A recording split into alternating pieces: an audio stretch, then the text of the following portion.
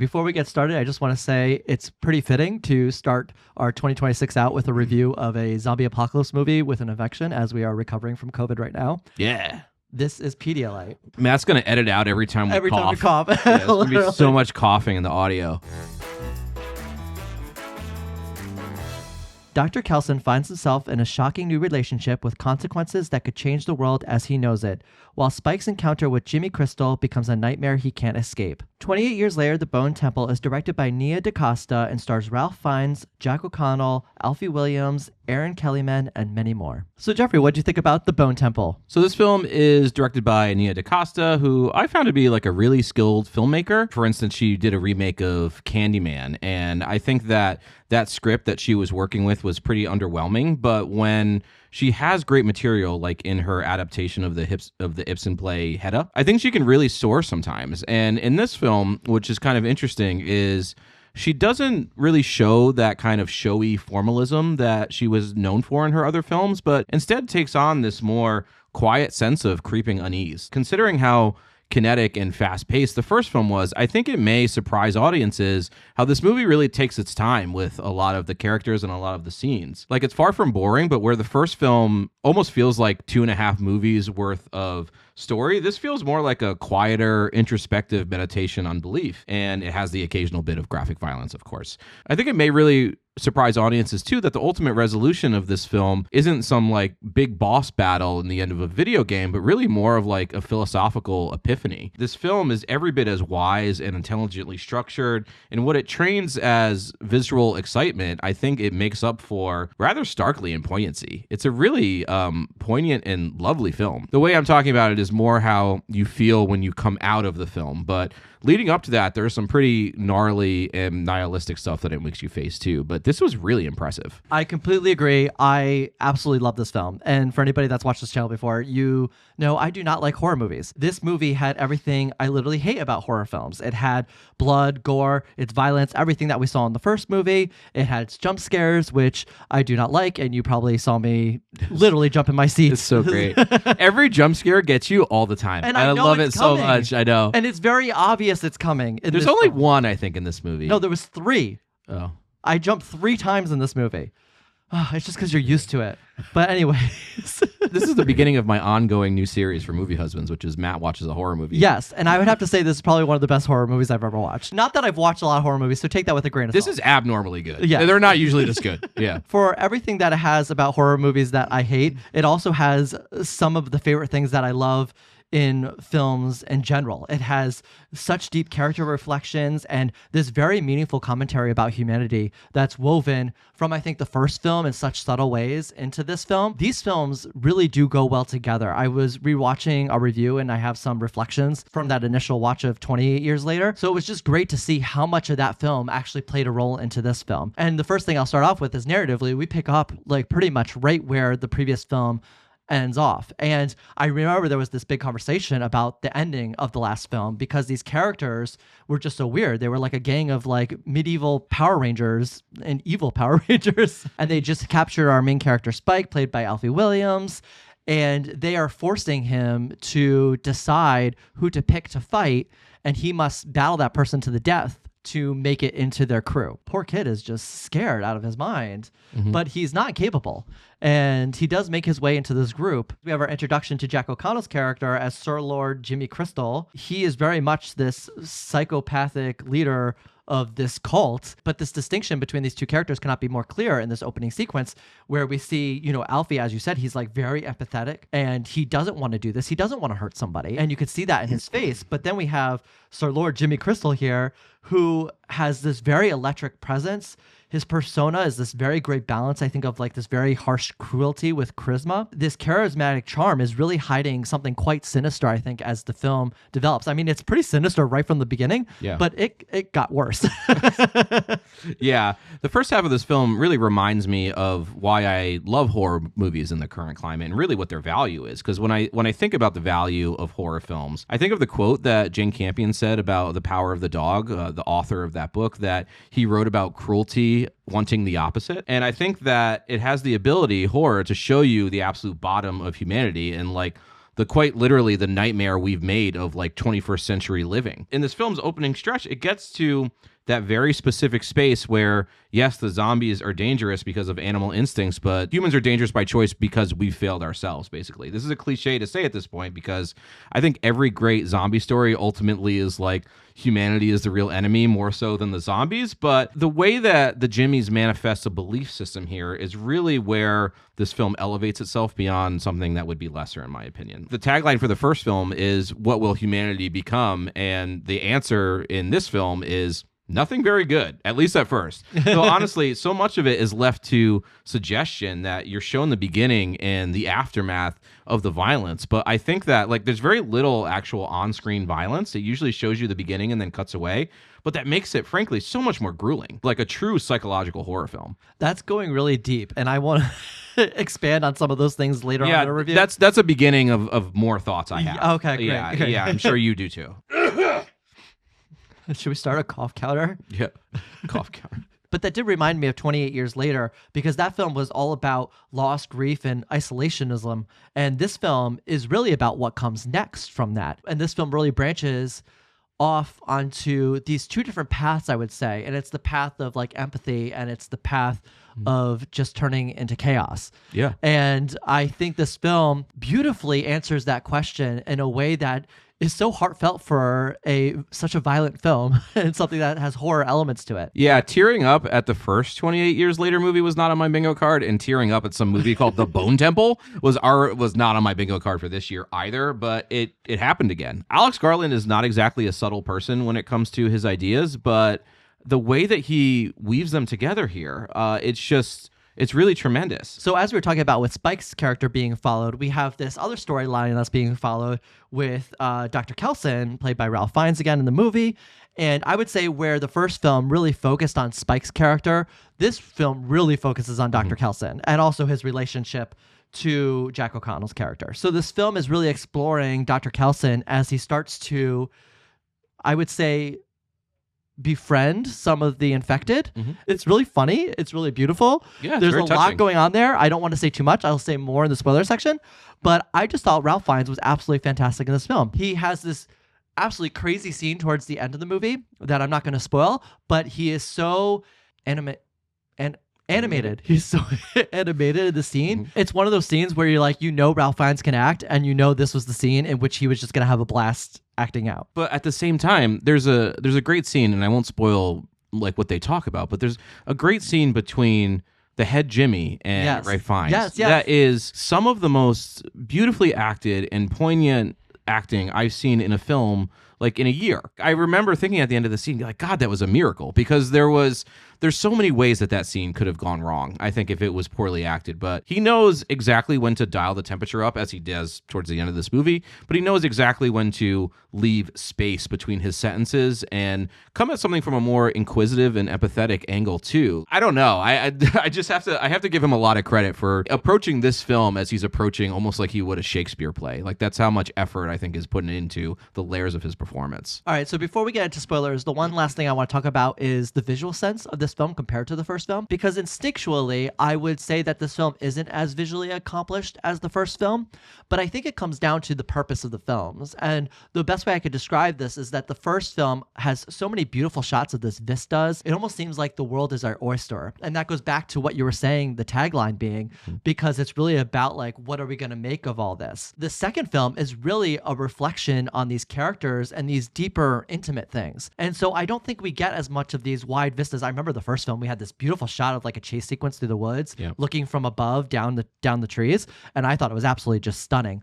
But this film really isn't doing the same thing. It's going for something different. So while I would say it isn't as visually accomplished, it's because it's not going for these grand, large-scale things. It's going for these small, reflective things between characters. And so for that, you get a lot more close-ups. You get a lot more personal scenes. Like the camera, I would say, is not as jarring as the first film. Certainly. And while we do have some chase sequences with zombies, they're far and few in between compared to the first film, I would say. Yeah, I think it's a retraction in a sense, but it's a retraction of specificity. It's a film that is much more intimate and quiet. And as I said in the beginning, Nia DaCosta is very capable of being an extremely impressive formalist filmmaker. Like anyone that saw Hedda, there's some of the like most stunning camera work of the past year was in that film. She very like actively chooses to dial that back in this film. And I think that frankly, that shows the prowess of a good director because she's looking at the script and she's like, this is what the camera needs to do to honor this material. Yeah, so I don't want to get misconstrued as like, I don't think it's as visually accomplished. Totally. I think it's just different. Yeah, I think it's very smart the way she directed this film. Yeah. So kudos to her. She did a fantastic job with this movie on top of the script. Well, should we go into spoilers now?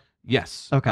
Is it cool if I start? Or you have something you want to say? We have to give the warning first. Oh, right. I'm sorry, everybody. It's the COVID. Yeah. This is your warning. If you have not seen The Bone Temple, be sure to go see it before coming back to this review. We freaking loved it. Wow, we really liked it. We really liked this film. We walked out of the movie, and I was like, Matt, what did you think? He's like, I loved it. I was like, I loved it too. I was shocked. All right, so here, we're going to spoilers. Wheel. So I want to get back into Ralph Fiennes' character as Dr. Kelson because that's kind of where the spoilers start, and that's what leads us into the rest of this narrative, I would say. But he ends up coming into contact with the alpha leader, played by Chi Lewis-Parry as Samson. Oh my God, I love the name Samson. That was just such a perfect choice for the name of this alpha It's character. A biblical reference, I think. Oh, is it? Yeah, I think so. Oh, that actually means a lot then. Yeah, it's in the book of Judges. Okay. He's like a mighty Israelite warrior. Yeah, and he's known for his superhuman strength. Oh. Yeah. Okay. That makes a lot of sense then. Even though I have read the Bible a couple times, I know that from a Fiona Apple song. So thank you, Fiona Apple. Thank you, Fiona Apple. As we were saying, Dr. Kelson ends up befriending Samson when he shoots a dart into him with some drugs. And the drugs end up being... Oh my God, it's a Regina Spektor song. I'm so sorry, Regina Spektor. It's not Fiona Apple, it's Regina Spektor. How dare you? My bad. I am so sorry. And he injects him with morphine. Yes, at morphine. First. Yes. Yeah. And this morphine calms him down to a place in which they can just sit together. He's high, but he's like staring at the and they sky. have a quiet moment, and there's a really reflective passage where he talks about like, is something more going on with you? Is like some kind of philosophical revelation happening within you, or is this just simply something that calms you? And that's okay too. Yeah. Yeah, it's really beautiful. Yeah, it's very beautiful. And as this friendship grows, so does Samson's ability to communicate, an ability to remember his previous self. And it sets Dr. Kelson on this path of trying to help him. It's interesting because at one point, he offers him a way out, and he's like, I wish you could just give me a sign, and he has like a lethal dose. Yeah, a lethal dose, the same thing he did to Spike's mother. Yeah. So he's giving him a way out, and he's asking if like you could just give me a sign. And as he's about to euthanize him, the guy says moon. I literally said, holy shit. I was like, holy shit. This is like a surprise ending of a Marvel movie to me. You know, this is like... And then it just ends. And then we have to wait in a year for another movie. I love the 28 years later, or the 28 franchise, and that happening like really changed the trajectory of what these films are about. Yes. It was revelatory to me. Yeah, so then he stops doing what he's doing, and he decides to go on this path of still trying to help Samson by giving him a concoction of drugs that could help calm all the effects that's happening, the pain and also the psychological effects, because he believes that when he's killing people, he doesn't see them because he's having some kind of psychological breakdown in his head. I think he characterizes it slightly this way, is that the virus would be a cloud that's like perverting an otherwise okay mind that grips the mind, and there's still the human that's beneath the cloud. So if he's able to treat that cloud, which could be some form of psychosis, does that bring the humanity back? This film is all about pitting two opposites and two ideas against one another. As we're seeing the rapid and vapid inhumanity of the Jimmies, we start to see the beautiful humanity in Samson. And I love the way that they characterize his humanity in this film. It's with those simple, blissful interludes where he's looking up at the sky. It's when he's talking about the moon and his fascination, which we later get kind of a backstory about. It's the feeling of rain. It's dripping your whole arm into the river to feel like what the river feels like on your skin. It's showing up to your friend's house and thanking them for the effect they had on your life, as he does. Sorry. That's fine. It's showing up to where your friend lives and thanking them for the effect that they had on your life, which he does at the end of this film. So yeah, it's beautiful. It's really beautiful. And seeing him as like this big enemy with this gigantic swinging penis in the first movie, never did I imagine that there would be like this redemption arc almost, that we would get a character deep dive, almost like a mid-season Mad Men episode about how Samson came to be and how beautiful his heart is underneath that psychosis of the virus. It's great stuff. And honestly, kudos to Chi Lewis-Parry, who played this role, because I think this role is just so subtly done, but also so bombastic in the way he has to like go from all this complete rage to reflection that's internalized, but he can't verbalize it because he can't speak yet. Yeah, the fact that we're touched by an essentially nonverbal relationship between these two actors, I think shows their prowess as actors. When I was talking about how this film has a lot of quiet moments, most of those are like these two people in the field staring at one another, trying to communicate their humanity, whatever's left of it. So on the other side of things, we have the Jimmies. And this is probably where we get to the height of the blood and the gore, is that they come across this farm with this family or this group of people that have come and live there. Yes, it is really, really bad. They literally skin these people and hang them up. And the woman in the rafter, she comes to the aid of him, or tries to, and that was pretty That was crazy. gnarly. Yeah, that was gnarly. We see in this scene that this could have been a different kind of movie because it's an amazing set piece. There's people on fire. There's people being stabbed. There's various fights going on of like different choreography levels. We kind of see this in the background while Spike is outside. Like this barn is burning down. And again, like all of this chaos is going on. So we see that if Nia DaCosta and Alex Garland as the writer wanted to make a huge action set piece zombie movie, they could have done it, and they could have done it effectively, but they have a lot more that's on their mind here because this is essentially the most action, quote unquote, that we get in the film. After this, there's maybe little bits of violence, but most of the resolution here comes from like an emotional and philosophical resolution and not so much like a material one. Yeah, but this whole incident leads Spike to let one of the women free, the woman who ended up coming to the rescue of one of her friends that ended up dying anyways. He lets her go, and then he gets reprimanded for it. And so at that point, Spike ends up exactly where he began, which is back at Dr. Kelson's. But Sir Jimmy says that before we go down to him, I need to go first because I need to have a conversation with him. This conversation, I thought, was actually one of the brightest spots in the movie as well. It's been my favorite scene in the movie, actually. Yeah, because that's when we get this backstory of Jimmy Crystal that ties into the first movie. That movie opens up with a scene in a church where a kid runs free after his dad, who's the pastor, gets run over by all the infected. That's when we come to find out that this indeed is the grown-up version of this kid. But in this conversation, we get a really good sense of the deep pain that has created this terrible human being that exists today. Yeah, I mean, I think you're right. And ultimately, like, this is a film about belief, right? Because the main Jimmy, he has lied so long, he's begun to believe himself. And he's taken in an image of his father that he turning into one of the affected as a life philosophy, essentially, right? A life built on a lie that he literalizes by asking Ralph Fiennes' character to be Saint Nick and put on a show as Saint Nick. This is where the film starts to show both the danger and spiritual freedom of belief. Jimmy believes in a falsehood. He believes in a delusion. He believes in total authoritarian rule without questioning peers or any logical interludes. But it's one of those things that in the back of his head, he kind of knows it's a delusion, but he's also bought into it. Yeah. It's a really interesting philosophy just because I think we know a lot of people like that. And frankly, I think Donald Trump may be like that. I mean, we'll get to the more authoritarian stuff a little later, but it started as a con and then he started to believe himself. And I think that's exactly what this film is epitomizing. And his gang of people are people who grew up in the world without the benefit of history, right? This is something that you actually said to me coming out of the film. So without the competing worldviews and growing up on an isolated province, of course they believe it. Yeah. Like, I'm not a religious person myself, but if you take a lot of the ideas of religion or really any belief of a cult-like manner and you divorce it from context, it sounds really crazy. What do you mean that Poseidon is the god of the sea? What do you mean somebody came back from the dead? Do you know what I mean? Yeah, So yeah. like it's very easy to see how these people got very carried away with the belief. Yeah, I completely agree. And that goes into the ending of 28 Years Later, because at the end, everybody said it was so jarring, but really it's not jarring at all because these characters, they seem so like colorful and stuff, but they're the first characters we come across that have been raised in a society that doesn't remember what came before. The characters that we saw beforehand in 28 Years Later, if you think about it, it is the little island community that was isolated by themselves. They're still watching like programs in their houses. They're still living life as if it was still going on normally, which it hasn't. And the same with Dr. Kelson. He's like the most odd character in that film, but still, even he has a very clear understanding of the past because he's old enough to do so.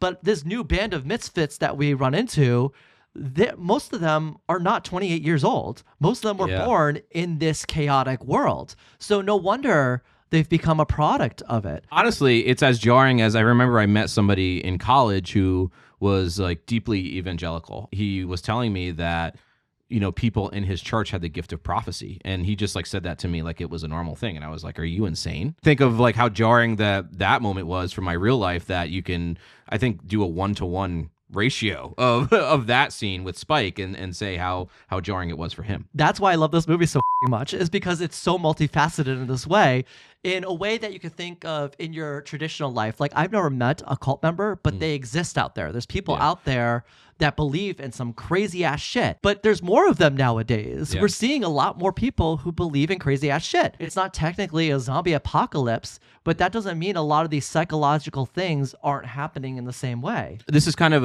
a bit of a tangent, but I think related to what you're talking about is that this movie has this ongoing theme of images not being what they seem. They see him in iodine, red from head to toe, talking to Samson, which is actually a beautiful bit of humanity that they misinterpret as Satan talking to his demons. Yeah. And same thing with the head Jimmy seeing his father, thinking that his father was Saint Nick or Satan who was commanding his zombies. And there's also, it goes into that final line from Ralph Fiennes' character where they're talking back and forth that he's not actually Saint Nick, and she says, well, you put on a hell of a show. And what do authoritarians do? They put on a hell of a show. Yeah. Donald Trump puts on a hell of a show. Yeah, Donald Trump is charismatic. Yeah. He puts on a show, and that's almost the distraction from what actually helps people. Yeah, and the image is not what it seems, right? They call their violence charity. Yes. They said, we are going to give charity, and it's a complete inversion of charity because they're actually inflicting pain and taking things away from people. There's a constant theme in this film of things just being called one thing, but they're actually another. In the same way that an authoritarian may tell you that you're free, but he's actually taking away your freedoms one by one. Yeah, and that's just another multifaceted approach that this film is taking thematically. The script is so good. It's really good. It's really There's good. so much going on here. Yeah. It's like, how does authoritarianism happen? What does it take to maintain that hierarchy? And we see that play out in this film, but we also see what it takes to break that hierarchy. And that's in this beautiful bone temple scene that we get at the end of the movie where Ralph Fiennes does his show. To Iron Maiden. Yes. Sick. Oh, yes, the music is so good in this. Oh, yeah. The 80s bops. So we did see it it was a small theater, but the theater was fairly full. And at the end of it, I wanted to stand up and clap after his whole performance. And it was just dead silent in our theater. I was on board. I know, I was so on board, yeah. It was sick. It was so good. But at the end of this scene is when Dr. Kelson recognizes Spike. And so he takes the mask off and then he tries to keep up the facade and he decides to try to save Spike in this moment. And it does backfire to his demise, unfortunately and sadly. But in that kerfuffle is when Sir Lord Jimmy Crystal ends up getting his due because he has an opportunity here. He has an opportunity to just let him take Spike and walk away. And he doesn't take it. The way that Dr. Kelson treats him is just as he treats the infected. Yeah. And this was like the same conversation that we had in the first film with Spike's dad and the alpha. Even though one was affected and one wasn't, they had a lot of the same personality traits. Yeah. I just love that the empathy ends up winning out. Yeah, well, I think it shows you both actually, because the head Jimmy dies believing all of the bullshit that he believes. Yes. So he thinks he sees Satan because he's under the morphine or like whatever he blew. So he sees Samson and he thinks it's Satan. He's like, Satan, why have you forsaken me? Yes, like, that's right. So 'cause he sees the horns, even though the horns aren't there. There are people that are going to die believing in bullshit, and then there are other people who are eventually going to wake up. And I think that the movie definitely believes a little bit more in the waking up people, but it does show us both, and it shows us that both are going to happen. And that's very realistic. Yeah, completely. And I think that that's where the movie becomes really poignant, because as this, I don't remember her name, that's with Spike. Oh, Erin Kellyman. She plays another Jimmy. Yes. So that other Jimmy, as she's starting to wake up and see that this is BS, she says, you're not actually Saint Nick. And he's like, no, there is no Saint Nick. It's just us. Yeah. Right. And it's really beautiful. It's really beautiful. And that's the part that made me tear up, because it really is like the whole world is about what we owe one another as fellow humans. And that leads right into that wonderful cameo at the end of the film from Cillian Murphy. I'll talk about a little bit what he was talking about with history in a little bit, but the film ends with them seeing Spike and the female Jimmy in danger, and she's like, do we help? And he said, of course we do. Of course we're gonna help. Yeah, and to me, that's why the end of that film didn't feel like the beginning of the next film as so much of a capper on it's only us and we have to help people when we see it and treat them with empathy. If they never made another film, the point was made. Yeah, I agree. Yeah. I agree. I think they could very easily make the third film, and then the third film is greenlit, but like this feels very satisfactory as like an end-to-end chapter, in my opinion. Yeah, but speaking of that, so we have Cillian Murphy's character has returned, and the opening to the scene is a reveal of this countryside household, and we see Cillian Murphy. He has a daughter. He is teaching her about, was it World War II? It was something... I think it was the time between World War I and World War II. Oh, okay. Yeah. But it's basically about authoritarianism, and those that don't remember history are doomed to repeat it. And this point, as clear and obvious it may be, works so well because it's framed in the way of a lesson, like an educational lesson. So much of those authoritative figures from the past haven't been around for so long. People don't understand the ramifications of that world and what it was like. Mm-hmm. The sheer violence and pain and suffering that comes from it. And that can unfortunately lead us into another bout of authoritarian figures, as we see with Donald Trump, who wants to take over Greenland, and Venezuela, attacking Venezuela and just removing presidents from other countries and ICE. Yeah. It's very overwhelming. Now I'm getting anxiety on top of the COVID, and I can't breathe already. Cillian Murphy's character says, you know, the real death of this, because this is a movie about the war of ideas more than it is a literal war. Yes. It's about bankrupting the idea. It's about bankrupting nationalism. It's about bankrupting authoritarianism so that it never returns and again. Populism. And yeah. Where do we go from there? I don't know. I'm done. I did all my shit. All right. Well, do you want to go to grades then? Yes. I'm going to give this movie an A-. This movie rules. It is so good. It is just as good as the first one. In some ways, I think the first one is an easier watch in terms of like rewatchability because it's really deep, but it's also really fun. It's a propulsive watch. This movie is a bit more of a thinker. I think that I appreciate it more now than even 24 hours ago, just from talking with you and like mulling it over in my brain a little bit. It is remarkably layered, and it's funny how layered it is at some things in the ways that it approaches ideas, but it also is like quite in your face about, like, as you said, they actually quote the whole if you don't know history, you're doomed to repeat it thing. The revelations aren't subtle, but they're so beautifully rendered. You just can't help but be touched by them. So it's a really great script, an amazing job by Nia DaCosta. These movies are like vastly different from one another, and they build on each other in like really interesting ways that respects an audience's intelligence. It's our job to show up to these movies and to watch them so that they make them. I completely agree. This might seem crazy. I'm going to give this film an A. Oh, Maddie. I don't Maddie know loves horror movies. I don't know when I've ever given a horror movie an A. It's absolutely insane. But this film, as I said, is just so multifaceted, and it just carries so much depth and has this personal, intimate nature about it. Just about humanity and where do we go from here. It's just a beautiful film for terrible times. That's all I have to say. I love this film.